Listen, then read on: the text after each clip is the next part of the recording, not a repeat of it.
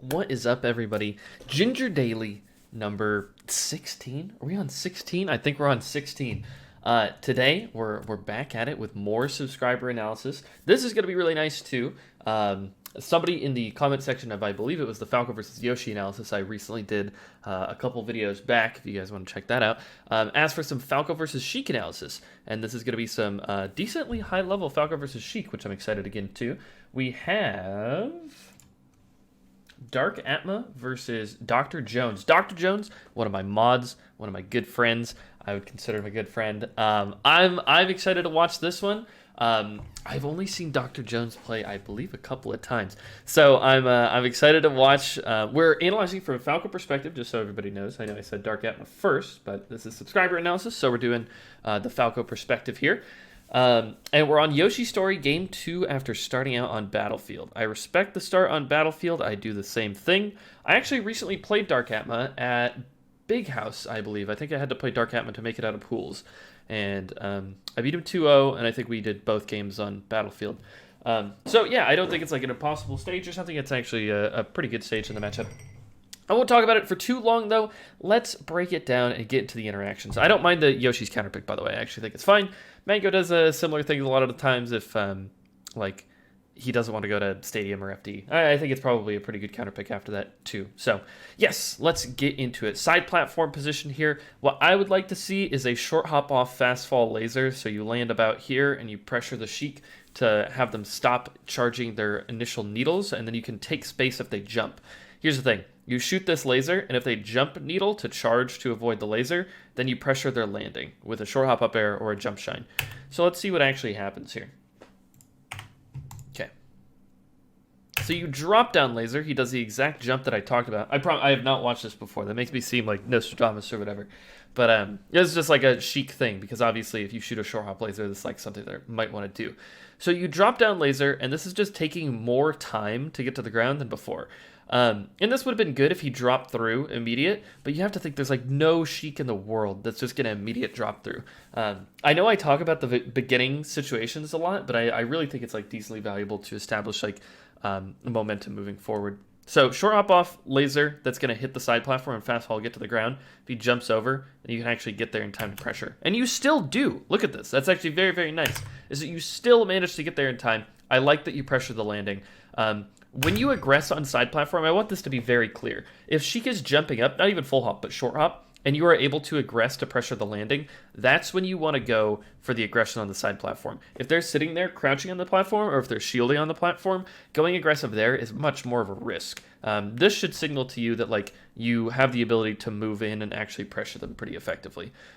So when they start jumping on the side platform, I think it's decently ineffective for the Sheik, that is. Okay, this is actually decent here. So there was no real way for you to follow up. The short hop up air a little useless, but that's okay. Really good turnaround needle from him here. So that was a turnaround needle, right? Let me just look at this one more time to escape. Double jump, turnaround needle on landing. That was actually just really good from him. And since you were late on the sharking and you weren't directly following the drift from directly underneath, he was able to kind of get you at this angle. I love the reaction here, though, the back off laser. You could have either gone like aggressive in the scramble, and since he was on side platform, it was going to be very difficult to predict that correctly, or you back off laser, get ground control. So I actually like this a lot. The approaching laser was really, really good, but you have to be careful. If you're going to do approaching laser, this is very, very important. So you should always be watching your opponent when you're lasering. So if you do approaching laser here, and you see that he's dashing in, right? He's coming from here, he's dashing in. He's going to have to like run into your laser, and you guys are going to end up directly on top of each other. So dashing back in this situation doesn't actually really do that much for you. I think that laser into shine here would have been incredible, and I think that you could have reacted to the situation properly and gotten to like a laser into shine just combos too. And it not only does it combo on hit, but it also is a shield pressure, a true shield pressure string. So they have to eat like a double shine or a shine grab immediate afterwards. So this was a pretty big opportunity for you. I know we've gotten through 5 seconds of the match, but some pretty high-level stuff has already happened. So essentially, you had the advantage, but gave it up because you chose the wrong option. He's read you a couple times now. Let me just make sure here. Yeah, so the unfortunate thing here is that you do this wake-up shine, which is really good, right? And do you end up hitting him, or does he shield it? Yeah, he shields it. So on wake up, when you do wake up shine, you have to be sure to like not just shine full hop or shine double jump away, unless you want to like go to top platform. But even then, like Sheik has lower percent, so it's really easy for her to like poke at you with like short hop up air or just full hop up air to top platform. And it can actually, even if it trades with your down air, it's going to be beneficial for the person that's at lower percent. So jumping above Sheik is kind of risky. So like when you do the wake up shine, don't just be focusing on the wake up shine. Make sure you get like, you know, double shine, or you get shine wave dash back would be something that I would do a lot of the time, or shine wave dash forward even, because this just kind of lets you expose and you like hesitated a bit. Then yeah, he gets his read. That's good damage. Nice DI at the end there. Side B hard for him to react to. So like there wasn't a ton that you could do here, especially because he got 2 reads. This back air is a little odd. Sorry, I'm just trying to look at it one more time. Yeah, it's a little odd. I don't mind the laser. I would have liked to see you kind of pressure the corner with back air right here, though, since he still had his double jump and he was close to the stage. Not the biggest deal. Okay. So what I want to talk about here is how I want you to stay mobile when you have no reason to just, like, shield, right? As soon as you take away your mobility, Falco becomes, like, very difficult to play. So, yeah, pay attention here. Know that, like, you have the time, since he's on top platform, to just dash back and then, like, pressure the landing. It's going to be very important for you. And I'm just going to pause really quick. Thank you very much, Chili, for the host. I appreciate it very much. Okay, so nice. You get the roll shine. Luckily, the thing is, like, you put yourself in the scramble situation because you put yourself in shield, and he, like, jabbed, so you're going to have to, like, kind of eat a mix-up in that situation. Nice. He's reading you pretty consistently. Goodness gracious. It's like, it's difficult because, like, I don't even think that shielding was bad here. And he's read you, I think, 3 times now. And maybe it's, like, prior conditioning or something like that, but I have a really hard time weighing in on those things. And it's not like I'm going to tell you, like, oh, yeah, get-up attack is bad. Like, no, get-up attack is very good. So, yeah, there's not too much I can elaborate on there. Yep, this is actually pretty decent. Landing on side platform. I like that a lot. Oh, goodness. What happens here? How does he get up so fast? Sorry, let me look at this just one more time. He ledge dash short hop fares you. But there's no way that this was invincible. Based on looking at his ledge dash, I'm pretty sure. I don't think this is 60 FPS. No, it's not. So I think you just want to be standing slightly farther away. Against Sheik, you essentially want to be standing outside of ledge dash forward tilt range with with lasers. So that way you can either laser grab or laser forward tilt yourself, or threaten with back air at the end of that range. So that's going to be really, really good for you. I think you're just standing slightly too close and also just hesitated a little bit too much. Let me just see what your action state was when he grabbed the ledge, because that's going to be important, knowing whether or not you have enough time here. Yeah, you got... The problem was... Okay, this makes it a little bit more clear, is that not only were you not standing here initially, you were also standing here when he was on the ledge when your combo was over. Like, you just back aired and he went to ledge. Like, you needed to immediately back off and be like, okay, well, I can't, like, actually hit him again, so I need to, like, pressure the corner effectively from, like, a safe distance. And so you kind of did that, but there was a small amount of hesitation, and the recognition just barely wasn't there. But it's something important. I talk about corner pressure, like spots to stand in, pretty frequently, because otherwise you're just going to be eating a bunch of invincible mix-ups, and then everybody complains about, oh, ledge invincibility is broken. It's like, well, you're playing the mix-ups, and it's like, well, if you play a little smarter around the mix-ups, gets a little bit better for you. I don't mind the laser back air. I would love to see just a little bit better of a like an aerial here. So the thing is, if you're gonna like commit with an aerial, this back air is decently safe, right? If he stands still though, or if he like crouches here and then like dash grabs your auto cancel back air, and I do think you end up fading it in towards the end here, you just have to think that the reward for like getting this timing mix up and actually like calling out a jump at a shield or a shield grab just like you did here is not that high. You back air him off the stage, which is very good, and you get to like go for a safe read right there. But imagine if you got a nair, like a dash nair into the corner. You just like down air him down, shine, turn around, edge stall, and then pressure with back air. He's just dead. So like the higher reward thing here is just to nair if you're gonna call out a timing like that and actually like use an aerial on the ground. Okay. A little bit high of an aerial. We're going to pay attention to the line a little bit. Love the crouch forward smash. A lot of things you've been doing very well. I love the position you backed off to here with the laser. A little unfortunate with the aerial timing, I got to say, from a little too far away, but that's all right. You actually like called out a decent timing. I just want to look at this. It's kind of like a scramble situation, but at the same time, it's not. So you hit by this nair. he rolls into you. I can't figure out why. But the thing I want to point out is that you were positioned very well, even though it was like kind of based on the scramble. Like you got hit by the snare, but you reacted very nicely to this roll and were able to punish accordingly. So that was very, very good recognition by you. I think I want to say like a lesser player, but like really just somebody that wasn't as aware in that situation would not have been able to actually cover that roll and probably would have panicked. So it was actually very, very good. Now let's see how you deal with the first invincibility here. This is going to matter quite a bit. Go to side platform. Okay, this is something that like people do all the time. Just I think it's like built into our heads or something. I have no idea. That like when you kill somebody, you just go spam tech skill. Like that's the thing you do. You move around, you spam tech skill. What you have to make sure is that you don't spam tech skill for too long to the point where you don't actually get your shield up by the time they come down, right? This is so important. The amount of stocks I've lost to people just dropping down and back airing me because I didn't get my shield up or I wasn't actually in a safe position by the time they were able to drop down is like a lot. So be very careful with that. But it's easy for me to say this, right? It's like, oh yeah, look at you. You just got hit. Like, hey, try not to get hit next time, dum-dum. But like, that's not what I'm saying. It takes somebody to be mindful in this situation to not just like, because it's so easy. Because at that moment, it is a one-player game. There's nobody else on the screen.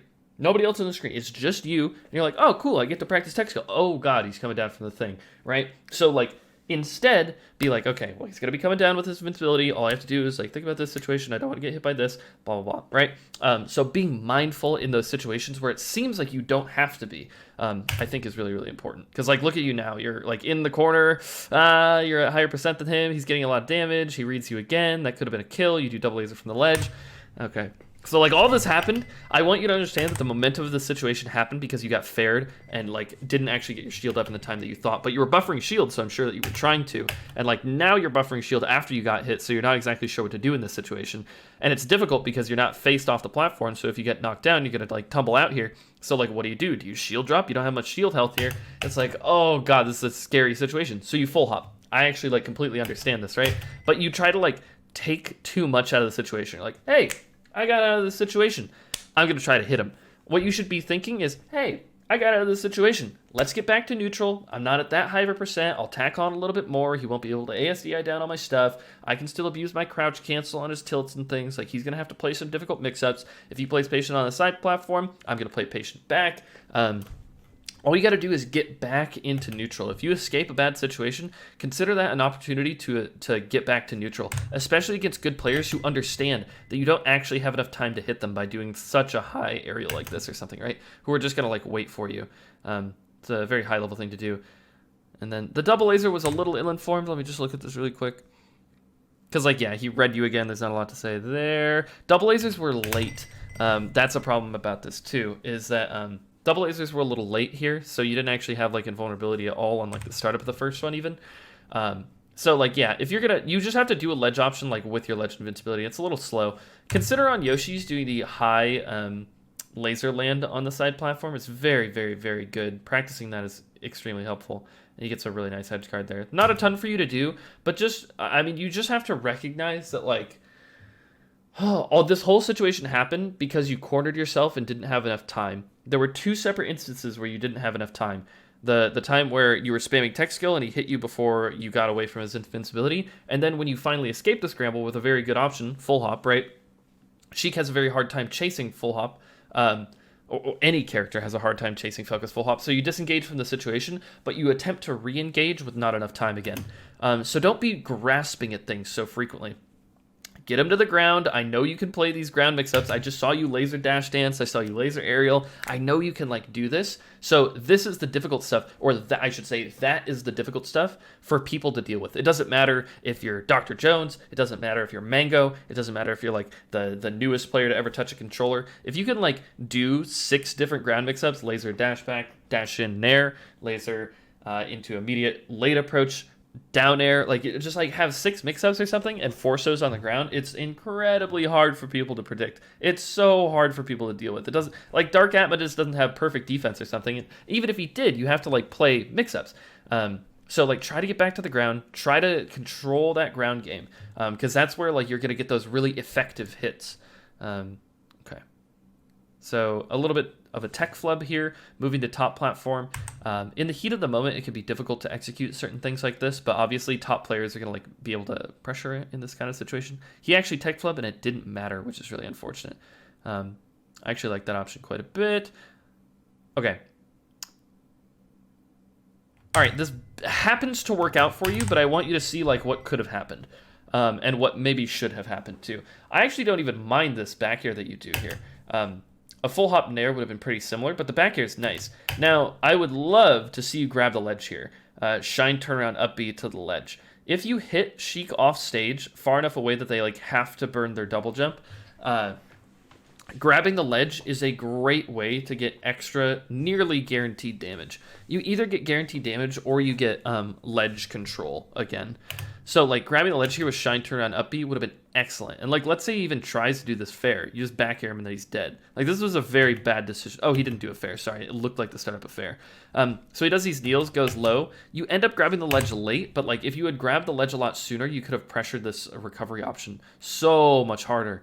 And then you end up tech flubbing, and he ends up poofing on stage. So, like, this is kind of like you guys are both messing up execution, and you do end up getting the ledge a little bit late. The concept was still there, though. Is that, like, you want to occupy the ledge from Sheik so that she can't just grab the ledge for free. Because that's where her, like, recovery becomes very, very good. Okay, down air. A little unfortunate there. You go for a read. I don't necessarily blame you. The stock would have been gone if you were correct. Laser back air again. This back air is actually very, very nice. The drift was excellent as well. I like the empty passive pressure with the short hops too, outside of his effective range here. It's actually really nice. I love this sequence. Holy cow.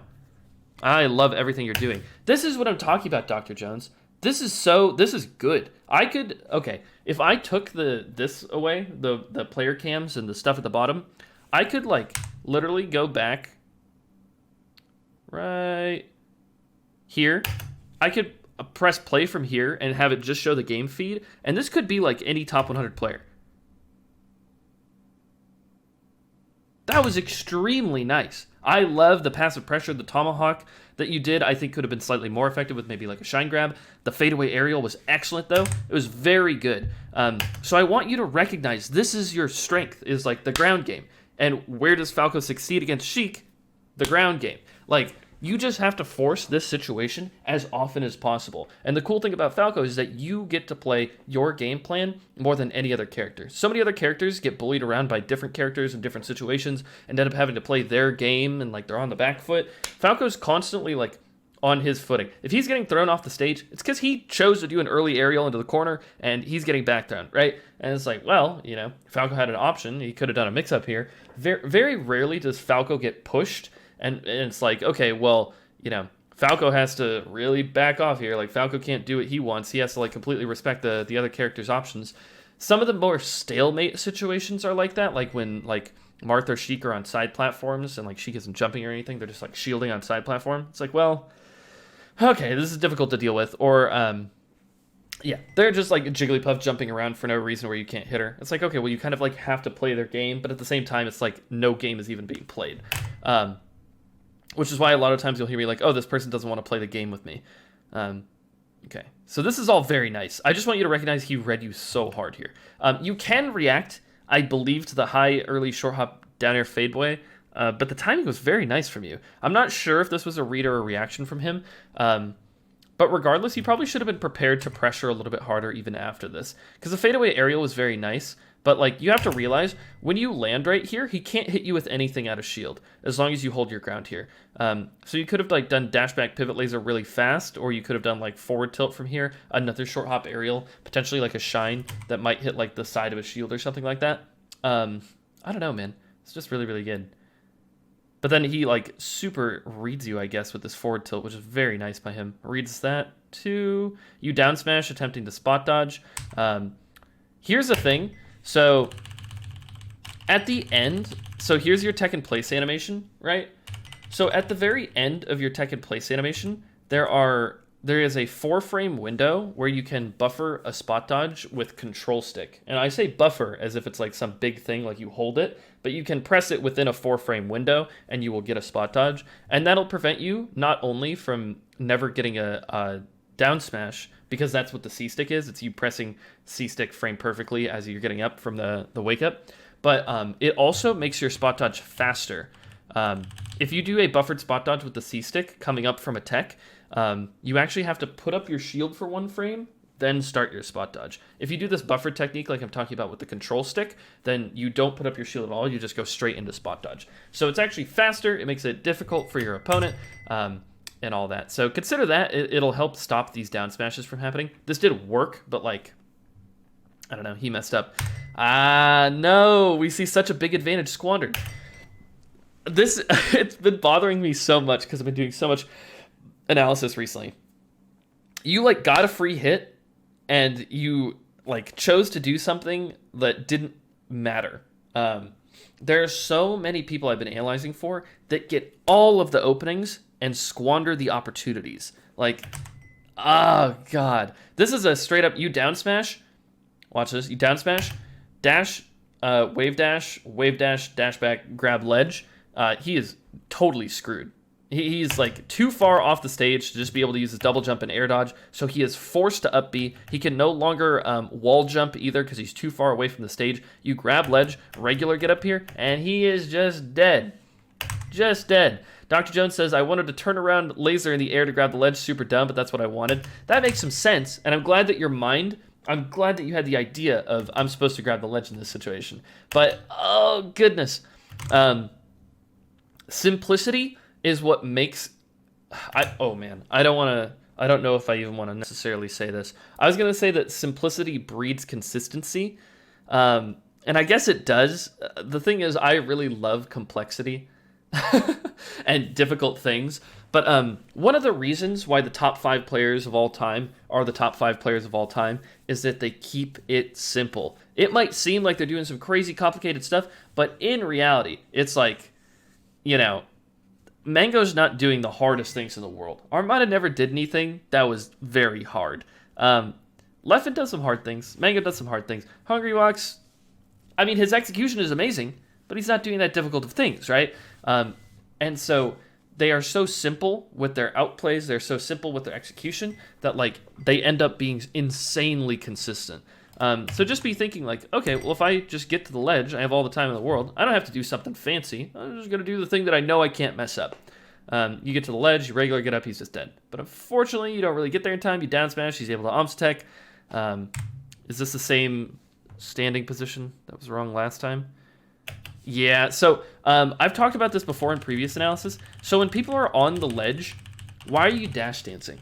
And obviously this is a question, I'm not like having a conversation with you in the chat or anything, but like, are you trying to bait and aggress? Like, he's not, there's no push and pull. He has to push because he has nowhere to pull. So like, you're trying to play this push-pull game with him, and it's not happening. You literally, when people are on the ledge, just get to hold your ground because you have such a strong position against them. Especially when they're at 123, you threaten with laser forward tilt, laser grab, and back air, and they just lose.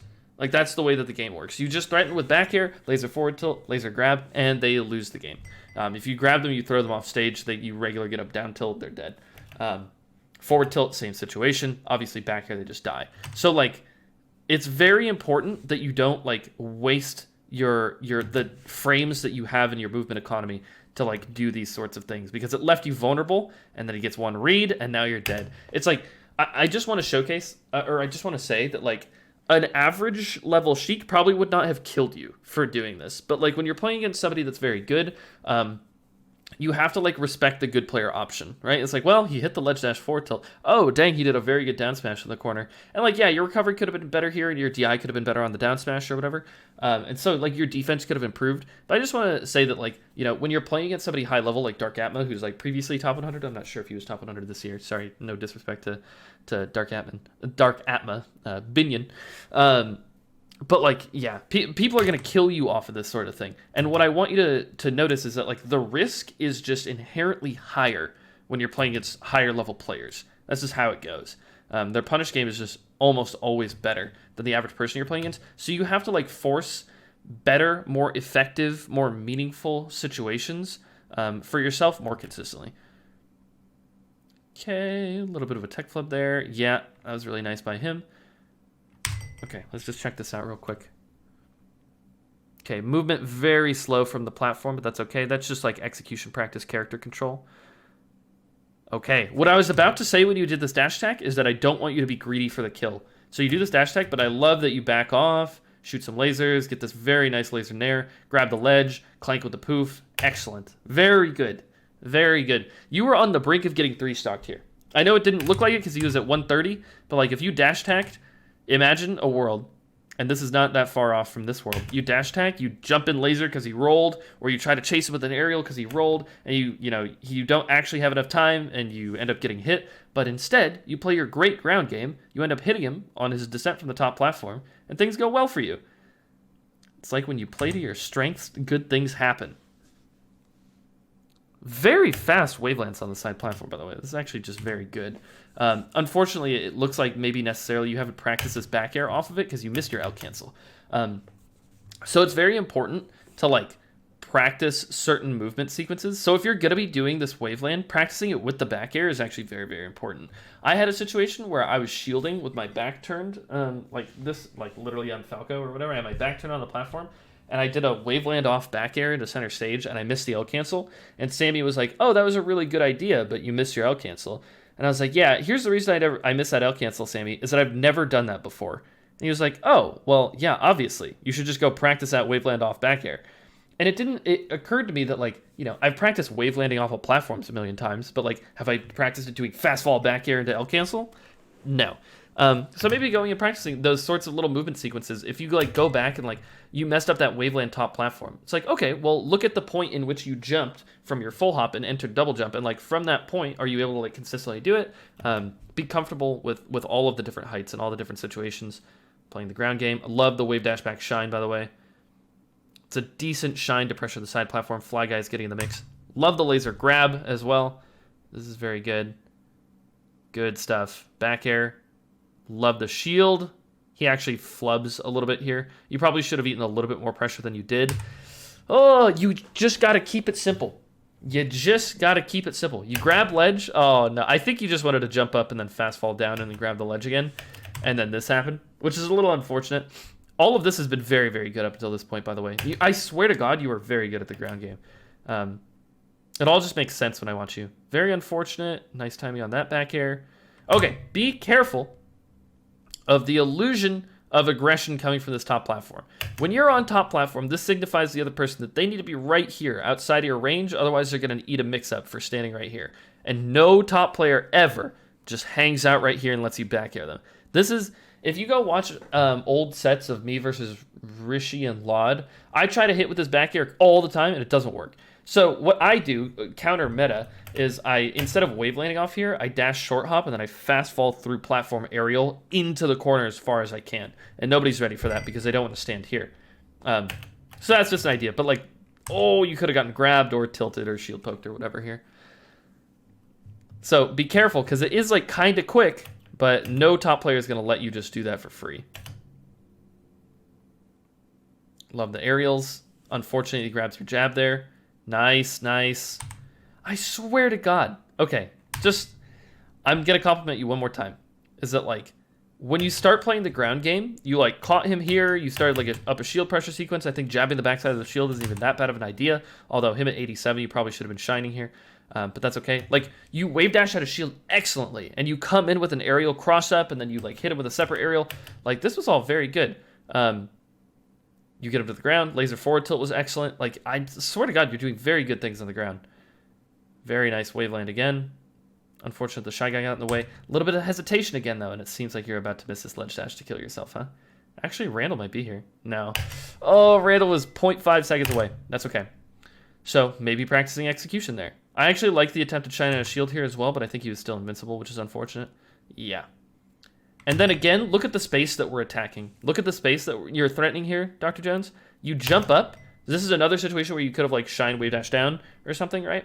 But instead you shine jump and you're above Sheik again, and you're hitting here. But I told you all the top players are going to go over here. So like coming down with a turnaround laser here could be effective, although it's very scary because they're likely to throw out like an aerial to try to beat or not an aerial, but like a tilt or any attack to like beat out a fast fall aerial coming down here. So they're likely going to hit your non-fast fall and laser.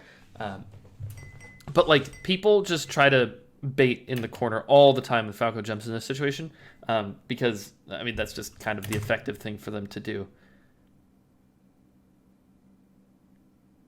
Yeah, just unfortunate there. Good recovery, not great ledge play.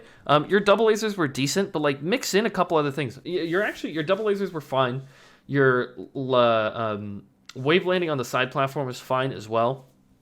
Goodness gracious, I'm just trying to think of ledge options. You definitely could have done a couple ledge dashes. It would have been very, very nice on him overextending a couple of times. Your recovery was fine. We didn't get to see that many recovery situations regardless. I would have liked to see a little bit more grab from you, a little bit more shine grab. I think if you worked that into your game plan, could have worked out really well, because your ground game was already good, but adding double shine / shine grab to your play would have even made it like excellent. Would have made it very, very good. Try to contest on the ground as often as you can. When you get out of scramble situations, pull it back to neutral, force your good ground game again. Play to your strengths, play to the other character's weaknesses, and you have such a higher chance to win than if you're just like grasping it, like hoping you catch him in the corner and hopefully he doesn't have enough time in the situation and hopefully I surprise him, because those sorts of things aren't going to work against like top players like Dark Atma, and a lot of times aren't going to work against characters like Sheik, who wall you out so frequently, and who can actually contest your attacks pretty easily. Same thing with like Marth and Fox. So that's going to be my analysis. Hopefully this helped you, Dr. Jones. If you have any clarifying questions, always feel free to ask. If you guys have any questions, feel free to leave them down in the comments, and I'll address them when I can. Thank you guys for watching, and I'll catch you next time. Peace.